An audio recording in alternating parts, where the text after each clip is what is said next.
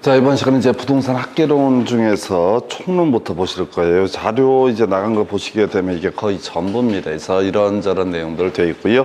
대략 한 50페이지 내외, 간지 포함해서 그렇고요. 뭐 한 40페이지 내외밖에 되지 않습니다. 외우셔야 됩니다. 그래서 제일 먼저 이제 논의하게 되는 것이 부동산 학이라는 개념 26회 때 구성이 됐고요. 출제 가능성은 대단히 낮은 영역이 되겠습니다. 그래서 자, 이 부동산 학에서 두 가지 정도의 키워드 가야 되죠. 일단 지금 이제 종합과학이라고 하는 개념하고요. 그 다음에 응용과학이다라고 하는 것이 하나의 포인트가 되게 됩니다. 그래서 자, 응용과학이라고 하는 거, 자, 현실에 존재하는 부동산 문제의 원인, 해결 방안 등을 제시하기 위한 학문, 해결책을 제시하는 학문을 소위 응용과학이라고 부르게 될 것이고요. 과거에 이제 요거랑 비교해서 나왔던 것이 소위 순수과학과 대응해서 비교가 됐었죠. 그래서 순수과학이라고 해서는 물리학, 그 다음에 지구과학 이런 것을 가리켜서 순수과학이다라고 해서 외우실 거. 이제 부동산학은 현실의 문제를 해결하기 위한 응용과학으로서의 성격을 가지고 있다. 그 다음에 이제 최근에 이제 구성이 됐던 것이 안전성의 원칙이라는 개념이 하나의 이슈에서 이게 말 자체가 잘 되지 않기 때문에 어렵습니다. 그래서 거래 사고에 대응해서 안전을 고려해야 된다라고 하는 거에서 사고 안전에 대응하는 표현이 바로 사고라는 표현이 되게 될 것이고 그 외 능률성의 원칙 등이 있게 되는데 지금 이제 거래 활동에 있어서 부동산 거래 질서의 확립을 고려해야 된다. 뭐 이런 말 나와 있는데 신경 쓸 거 없고요. 그냥 사고에 대응해서 다 안전이라고 하는 거 딱 두 개 정도의 키워드만 가지고 가실 거. 출제 비중 대단히 낮고 봐도 뭔 소리인지 모르게 돼 있어요. 그래서 응용과학이라고 하는 거. 그다음에 이제 또 하나가 안전성의 원칙이라는 개념 요거 하나 체크하시면 좋겠고요. 자, 그 다음에 이제 논의하게 될 게 부동산 업에 관한 분류에서 7년 동안 두 번 구성이 됐고요.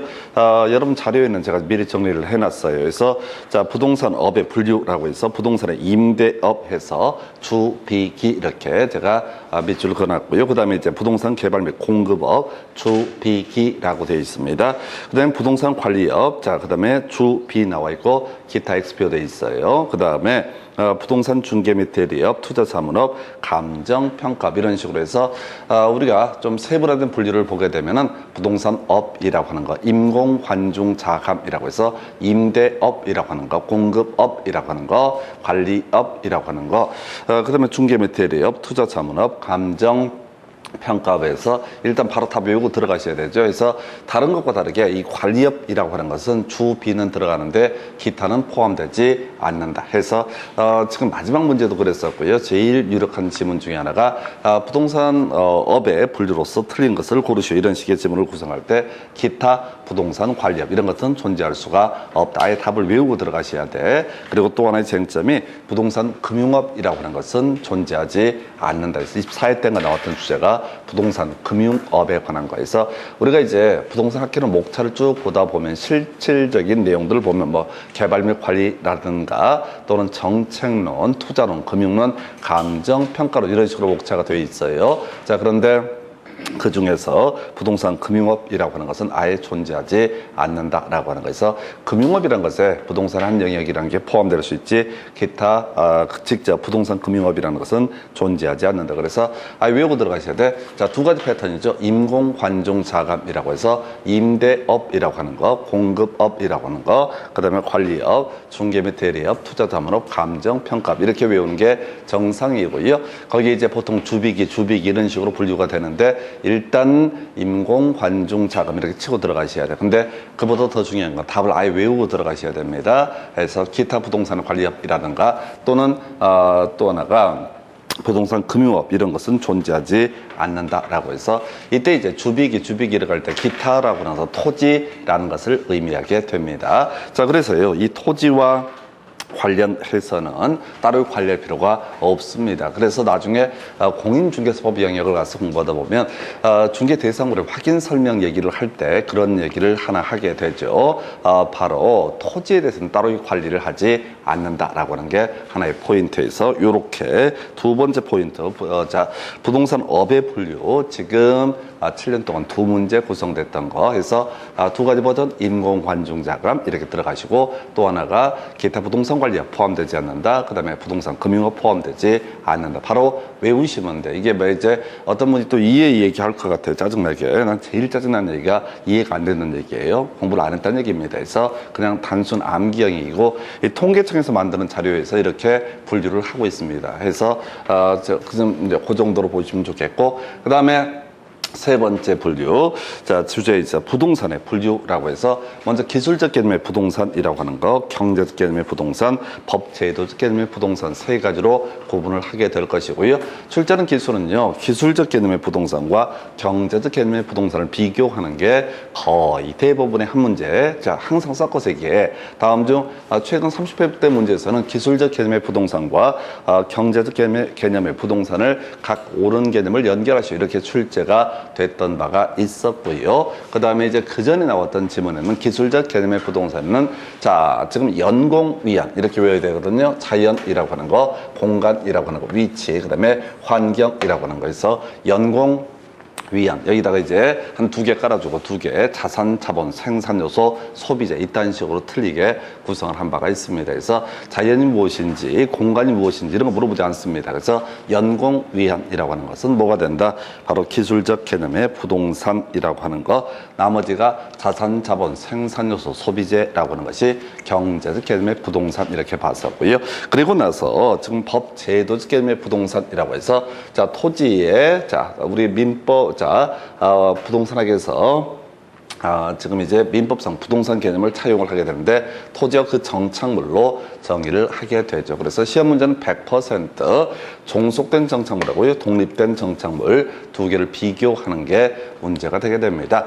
자, 우리가 정착물이라고 해서 원래 이제 민법에서 부동산은 토지 건물이 가장 대표적인 케이스가 되는데 그 외 그 밖에 토지의 정착물이라고 하는 것도 소위 이름하여 부동산의 한 범주에 속하게 됩니다. 제일 쉽게 생각할 수 있는 게 바로 농작물이라든가 수목 이런 것들이 전형적으로 그 토지의 그 밖에 정착물의 범주에 속하게 될 것인데, 문제는 이제 토지 소유권으로부터 분리되어 있는 독립된 정착물하고요, 그 다음에 토지에 종속된 정착물 2가지를 비교하는 게 이슈. 그래서 자, 지금 보게 되면 건물이라고 하는 것은 가장 대표적으로 독립된 정착물이다. 그래서 민법에서 우리가 토지에 대응해서 건물은 전혀 별개의 것으로 취급을 하게 된다. 그 다음에 이제 명인 방법을 갖춘 수목이라는 것이 하나가 되죠. 그래서 나무가 있습니다. 거기다가 플랜카드를 붙여서 아무개 거다라고 이렇게 공시가 되는 거, 이게 바로 명인 방법을 갖춘 수목이라고 하는 거. 자, 그러면 이제 토지 소유권하고 명인 방법을 갖춘 수목이라고 하는 것은 아예 권리자가 다를 수가 있다, 이렇게 봐야겠고요. 권원에 의해서 재배되는 농작물이나 수목에 의해서 정당 권원에 의해서 수목이나 농작물을 재배하게 되면 우리 민법에서 공부하는 부합의 개념에 포함되지 않습니다. 부합되지 않는 케이스 이렇게 봐야겠고요. 그 다음에 이제 권원 없이 경작되는 농작물 중에서 수확기에 이런 것 이렇게 되어 있습니다. 그래서 자, 우리가 토지 소유권의 부합 얘기를 논함에 있어서 그런 건 얘기를 하죠. 나무가 농작물을 누가 재배를 한다, 정당한 관원 없이. 그렇다고 봤을 때 그 농작물이라고 하는 것이 수확기 이르게 되면 정당한 관원 없이 재배한 그 사람이 그 농작물의 소유권을 갖게 된다, 이렇게 정리를 합니다. 그래서 돌담, 국어 이런 것들이 토지에 종속된 정착물의 예시값으로 던져졌었고요. 그래서 자, 기본적으로 종속된 정착물, 독립된 정착물, 요건 민법에서 부합이라는 개념과 연계가 되는데 요거 가지고 출제가 되고요. 최근 문제에서는 그렇게 나왔었죠. 토지에 종속된 토지로부터 독립된 정착물이라는 것은 존재하지 않는다, 이런 식으로 해서 마지막으로 출제가 됐습니다. 그래서 결국은 출제하는 기술을 보게 되면 기술적 개념의 부동산하고 경제적 개념의 부동산을 비교하는 게 하나의 틀이 되게 될 것이고, 두 번째가 뭐라고요? 토지로부터 독립된 정착물과 종속된 정착물을 비교하는 게 하나의 포인트. 아주 오래전에 한 7, 8년 전에 나왔던 것이 준부동산이라고 해서 등기는 임목이라고 하는 거, 우리가 토지하고요 건물만 등기를 하는 것이 아니라 나무도 경우에 따라서 등기를 할 수가 있습니다. 그래서 자, 이 명인 방법을 갖춘 수목 등에 있어서는 소유권의 객체가 될 것이고요, 등기된 임목이라고 하는 것은 소유권 그리고 저당권의 객체가 될 수가 있다. 그 점 때문에 차이가 있어요. 그래서 명인 방법을 갖춘 수목은 플랜카드를 계속 바꿈으로써 소유자를 바꿀 수는 있지만 다른 것은 저당권을 설정하는 것은 허용되지 않고요.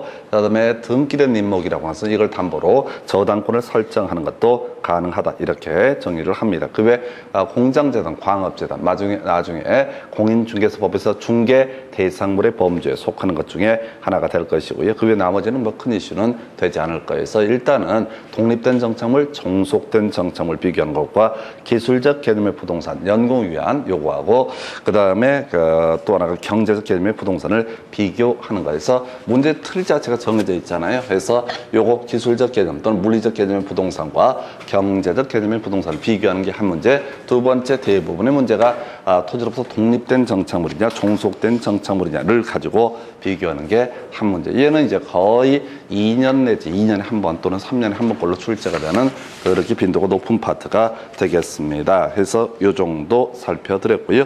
그 다음에 이제 검토 드리게 될 주제가 토지의 자연적 특성이라는 개념을 가지고 보게 되죠. 그래서 이 토지의 자연적 특성이라고 하는 거 세 가지 주요 이슈됩니다. 여러분 자료 보시게 되면 자연적 특성 중에서 부동성이라고 하는 거, 부증성, 영속성 가지고 거의 매년 출제가 되는 것 중에 하나가 이 토지의 자연적 특성에 관한 주제가 되게 됩니다. 그래서 자 우리가 이제 처음 이제 설명드릴 때 외임국지에서 외부 바로 효과, 그다음에 임장활동, 국지적 시장, 지역 분석 이렇게 되어 있는데 임장활동은 뭐 좀 간단한 주제고 먼저 국지적 시장 요거 순서를 이제 여러분 요약집을 바꾸는 취지가 시장론하고 관련되는 부분이 국지적 시장이 될 테고 외부 효과와 관련된 부분이 정책론이라는 부분과 관련이 되고요. 지역 분석과 관련한 쟁점이 나중에 감정평가론에서 논의를 하게 되죠. 자 그래서 먼저 부동성 관련해서 국지적 시장이라고 하는 거. 자, 이 부동산이라고 하는 제한은 움직일 수가 없다. 옮길 수가 없다. 그래서 서울의 땅값이 급등하게 된다라고 했을 때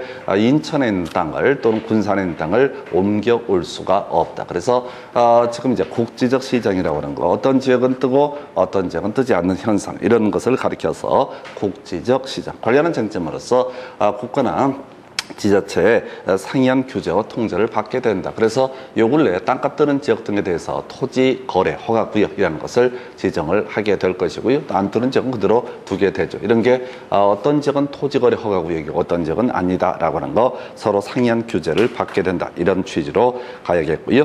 두 번째 외부 효과라고 하는 거. 자 이렇게 갔었죠. 자 외부 효과는 어떤 경제 주체 활동이라고 하는 것이 그 사람의 의사와 전혀 무관하게 다른 사람에게 이익을 주거나 손해를 줬을 때 이익을 줬다고 해서 돌려달라고 하지 않고 손해를 가했다고 해서 배상을 요구하지 않는 시스템을 가리켜서 외부 효과. 그래서 아파트 단지 인근에 만약에 자 지금 장사 시설 같은 것이 들어서게 된다. 그러면 이제 아파트값 떨어지게 될 것이다. 이걸 우리가 부의 외부 효과. 이에 비해서 대형 마트가 등장해서 사람들이 좋아하게 되더라라고 한다면 이걸 우리가 정의 외부 효과라고 이렇게 부르게 되죠. 그래서 외부 효과라고 하는 거 결과적으로 이 토지를 아파트로 옮길 수가 있다면 이런 외부 효과에서 자유로워질 텐데 움직이지 못한다라는 측면에서 외부 효과의 문제가 하나가 있겠고요. 그 다음에 이제 감정평가라고 하는 거 지역 분석 후에 개별 분석을 하게 된다. 자 우리가 감정평가를 할 때는 대강의 가격 수준을 파악하기 위한 것을 지역 분석이라고 부르게 될 것이고 그리고 나서 구체적으로 가격을 획정하는 것을 가리켜서 개별 분석이라고 부르게 됩니다. 그래서 작년에 나왔던 지문에 이런 거 있었죠. 자, 지역 분석은 거시적 분석이 될 것이고 개별 분석은 미시적 분석이 되게 된다. 이런 내용들. 그래서 결과적으로 어떤 아파트에 대한 감정평가 의뢰가 들어오게 되면 주변 환경을 먼저 조사해 봐서 이 동네 전체 집값이 뭐 10억, 20억부터 시작한다 그러면 이 아파트도 그렇게 비싸게 올라가게 될 테고 동네가 다 뭐 2억, 3억 정도의 아파트 가격으로 둘러싸여 있다. 그러면 이 아파트도 그 가격부터 시작을 할 것이다. 그래서 지역 분석 후 개별 분석을 하게 된다라고 하는 거. 요 정도가 지금 국지적 시장 외부 효과 지역 분석 요 세 가지 정도가 뒤에 시장론, 정책론, 감정평가론과 연계되는 개념이 되겠습니다. 그래서 자 부증성이라는 개념 자 두 번째 주제가 될 텐데요. 자 다른 제와 달리 공급量물리적으로 늘릴 수 없는 것을 가리켜서 부증성이라고 부르게 됩니다. 이걸 우리가 나중에 비탄력적이다 이런 표현을 쓰게 됩니다. 공급은 비탄력적인 모습을 보이게 된다. 그래서 토지라고 하는 지역 사람들이 많이 좋아한다 할지라도 이 공급량을 늘릴 수가 없다라고 하는 거. 그래서 지가가 상승하게 될 테고, 그래서 집약적 토지요. 자, 땅값이 비싸니까 거기다가 높은 건물을 지어 올리게 된다라고 하는 걸 우리가 이름하여 지가 상승, 그리고 토지용의 집약화 이런 표현을 쓰게 됩니다. 해서 자, 부증성에서 파생되는 문제, 지가 상승이라는 개념, 높은 지가라는 문제와 연계가 되고요. 그 다음에 예외, 부정이라고 하는 거, 예외가 인정되지 않는다라고 하는 개념을 거기다 포인트를 둬놨죠. 그래서 우리가 어떤 택지 조성이나 공유수면 매립을 통한 토지 공급은 토지 이용의 전원 모습이지 부증성의 예외가 아니다 해서 하여튼 두 개 가지고 주구장창 우려먹고 있습니다. 그래서 우리가 산지 개간을 합니다. 또 바다를 메꿉니다. 그래서 택지를 공급을 하게 됩니다. 그렇다고 해서 이것이 부증성의 예외가 되는 것은 아니다 해서 외우셔야 돼요. 두 가지 개념이. 그러니까 부증성 하게 되면 자, 집약적 이용 또는 지가 상승 얘기하고, 그 다음에 또 하나 포인트가 뭐가 된다고요? 바로 용도 전환하고 부증성은 혼동하면 안 된다라는 의미가 되겠습니다. 그래서 두 가지 가셔야 돼요. 그 다음에 영속성에서 이득, 개이득 이렇게 가져서 자, 지금 이제 장기 투자라는 개념과 연계가 되게 되는데요. 자, 운영 이득 또는 이제 자본 이득을 얻을 수 있다. 시험 과정에서는 표현에서는 과거에 나왔던 지문들은 계속 용어들을 조금씩 바꿔요. 용어들을 바꾸는데 나중에 투자론에서 가유 순전후라고 하는 거, 이걸 우리가 영업이득이라고 부를 테고요. 그 다음에 지분 복객이라는 표현을 쓰는 것을 바로 자본이득이라고 부르게 됩니다. 그래서 자, 다른 재와 달리 부동산이라고 하는 재는 자, 썩지도 않고요. 오랫동안 버티고 있죠. 그래서 장기 투자라고 하는 개념이 하나의 이슈가 될 것이고, 그 다음에 이제 감가상각이라는 것은 적용될 여지가 없다라고 하는 거예요. 그래서 이득, 개이득에서 운영이득, 자본이득에서 장기 투자, 이렇게도 이득을 얻을 수 있고 저렇게도 이득을 얻을 수 있다 해서 이렇게 자, 하나 확인을 해보게 됩니다. 그래서 이게 이제 자연적 특성에 관한 주제가 되게 될 거예요. 그런데 여러분 자료에는 뭐 큰 쟁점은 안 되는데 가변성이라고 하는 개념을 넣어놨어. 별 필요 없어. 자, 우리가 부동성이라는 개념과 대응해서 자, 지금 인문적 특성으로서 가변성이라고 하는 개념을 넣어놨습니다. 그래서 토지 행정적 위치 이런 것은 다 바뀔 수가 있다. 시청 자, 주변 토지였다가 구도심이 되면서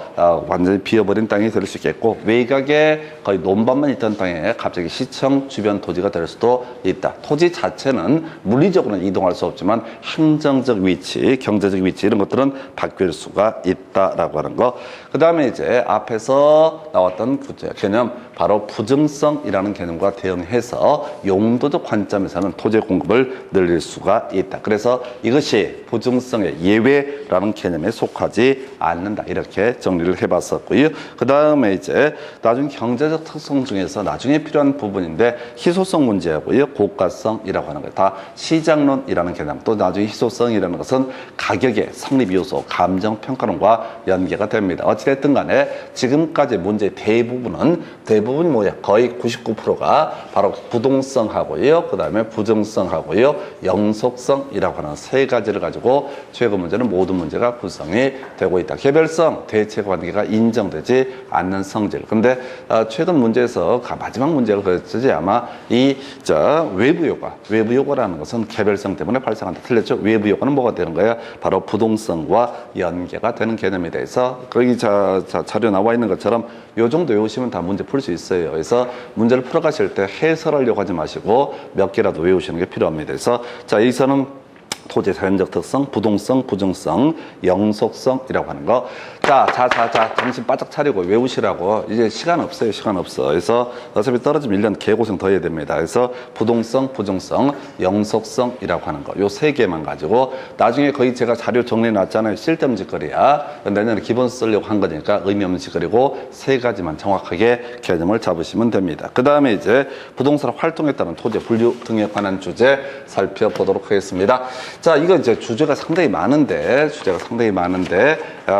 자리에 한 문제 구성되어요. 그래서 먼저 지상물의 조문부에 따라서 나지와 건부지라고 되어 있습니다. 읽지 마요. 읽지 마. 읽어봤자 어차피 못 외울 거니까. 그래서 건부지에서 나오는 키워드 건부 감가라는 키워드를 기억하셔야 돼요. 그래서 자, 건부지, 건물이 없는 토지, 지상의 어떤 사건의 제한이 없는 토지를 건부지, 자, 나지라고 부르게 될 텐데, 자, 건물이 있는 토지를 뭐라고 한다? 건부지. 건부지에서 키워드 건부 감가. 건물이 있으면 어떻다?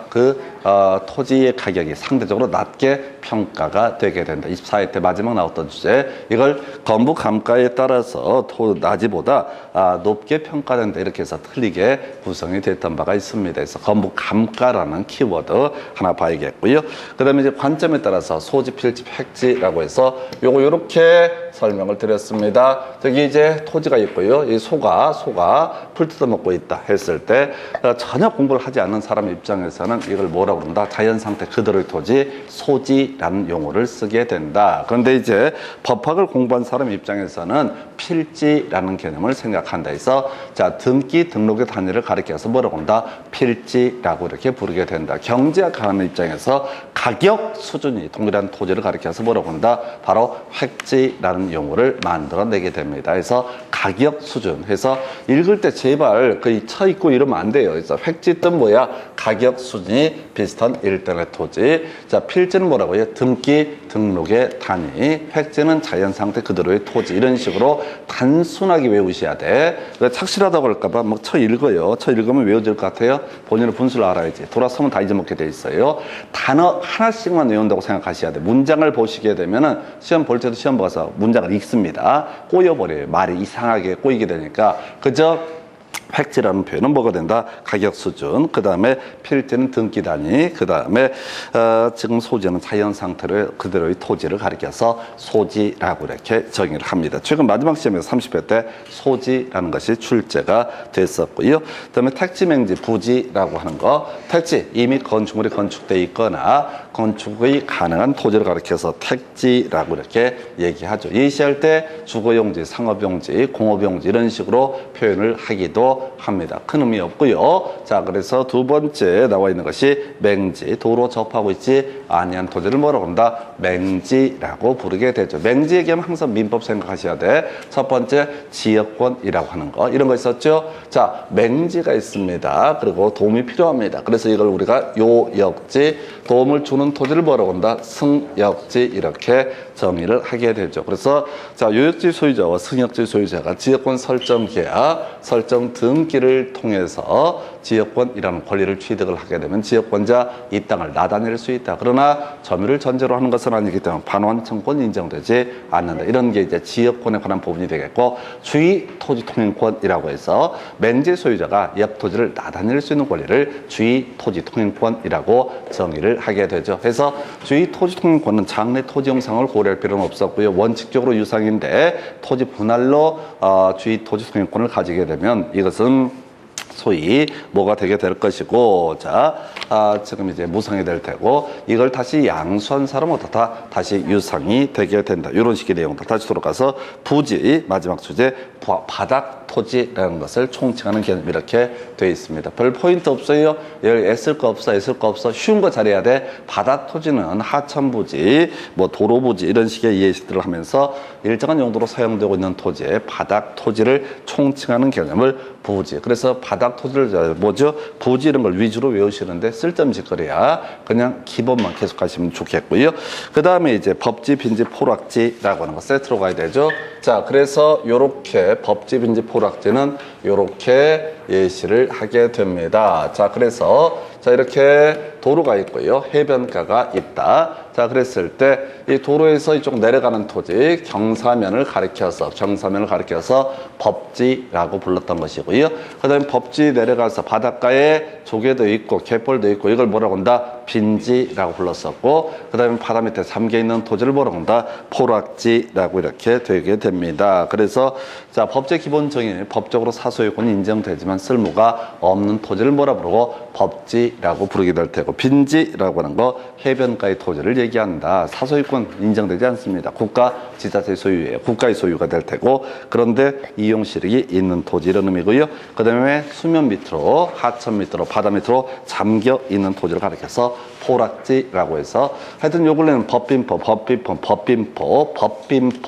위에서부터 시작하는 거야. 법빈포라고 하는 게 아주 유력한 많이 나왔던 주제 중에 하나가 법빈포라고 하는 거. 이렇게 이제 논의를 해볼 수 있겠고요. 나머지 이제 대가리 다 소유하면 되죠. 호전, 이전이라고 해서 호보제는 뭐가 된다? 전환이라고 하는 거. 이행제는 뭐가 된다? 진행해서 호전, 이전 그냥 외우시면 돼. 절대 문장을 암기하려고 하지 마시고 단어 호전, 이전 이렇게 가시면 되겠습니다. 그래서 이게 부동산 활동에 따른 토지의 분류해서 키워드 정리하면 건부지에서 파생되는 문제, 건부 감가. 그래서 낮이보다 낮게 평가가 되는 경향이 있다. 소지 필지 획지에서 자 가격 수준이 동일한 토지를 획지, 그 다음에 등기 등록 단위를 필지, 자연 상태 그대로의 토지를 바로 소지라고 불렀었고, 그 다음에 맹지 도로와 접하고 있지 아니한 토지, 부지 자 바닥 토지를 총칭하는 개념. 제가 요즘에 제일 많이 나왔던 것 중에 하나가 법빈포라고 해서 법지, 빈지, 포락지. 머릿속으로 그림을 생각해야 돼. 차 끌고 지나가다가 자 바닷가를 내려간다. 그러면 이제 넘어지실 그 조심하실 그 공간 경사면의 토지를 법지, 그 밑에 있는 토지를 빈지, 그래 물에 빠지면 이제 볼 수 있는 토지를 포락지 이렇게 얘기를 할 테고, 호전 이전 해서 호전 이전해서 이게 자 지금 용도가 전환되고 있으면 후보지, 진행되고 있으면 이행지라고 이렇게 정의를 합니다. 그 외 자 주택법상 주택의 분류라고 하는 것을 하나 간단하게 체크를 하게 되면 이런 식이죠. 바로 자 건축법하고 주택법 달라지는데 요 이제 정의할 때는 필요하다. 저기 우리가 공법할 때는 건축법상 주택과 주택법상 주택의 비교라고 하는 게 이슈가 되게 되죠. 그래서 자 우리 건축법에서 주택이라는 것은 소유자 수를 기준으로 해서 단독과 공동으로 구분을 하게 된다. 해서 단독주택에는 협의의 단독주택이라는 개념, 다중, 다가구, 공관 등이 존재하게 된다. 그 다음에 공동주택에는 다세대 아파트, 기숙사 라고 하는 것이 존재하게 된다. 이거 하지 말래니까 이걸 지금까지 못 외웠으면 앞으로도 못 외우니까 포인트를 잡아내셔야 돼. 다음은 주택법상 주택과 건축법상 주택의 차이점이 뭐냐. 주택법은 분양을 목적으로 하는 법이 됩니다. 그래서 지금 단독주택의 범주에 공관이라는 것은 포함되지 않는다. 총리공관을 청와대를 분양하지 않습니다. 그 다음에 공동주택 중에서 기숙사는 어떻다? 포함되지 않는다. 물론 이제 우리 부동산 학개론 파트를 준비해 가실 때는 아주 심플하게 가셔야 돼. 다중주택 뭐야? 3층에 330이야. 다가구주택 3층 이하에 660이야. 사실은 지금까지 문제는 100% 뭘 가지고 다중주택 16년 동안 한 번도 어긋남이 없이 다중주택만 가지고 출제를 해왔습니다. 그래서 이 문제를 풀어갈 때는 3층 이하에 330이야. 다가구 3층 이하에 660이야. 아파트 5개층 이상이 주거용도로 쓰이면 아파트. 연립과 탔을 때 4층 이하가 공통적인 요소고 660 이하가 되면 다세대 660 초과면 어떻다? 연립 이렇게 얘기를 합니다. 이 정도가 지금 부동산학 총론 파트에서 논의하는 주제가 되겠고요. 요 중에서 1년에 최대 2문제 정도가 구성이 되게 됩니다. 그래서 여러분들 실제로 앞으로 이 자료를 가지고 공부를 해 가실 때는 절대 5분 이상 투자하시면 안 돼. 몰아서 5분 동안 쫙 눈에 봐두고 넘어가고 또 나중에 잊어버리면 또 5분 동안, 그러니까 책 보면서 연구 좀 하지 말고요. 그냥 단순 암기하실 거예요. 여기까지가 부동산학 총론이고 잠시 끊었다가 경제론 가지고 설명드립니다.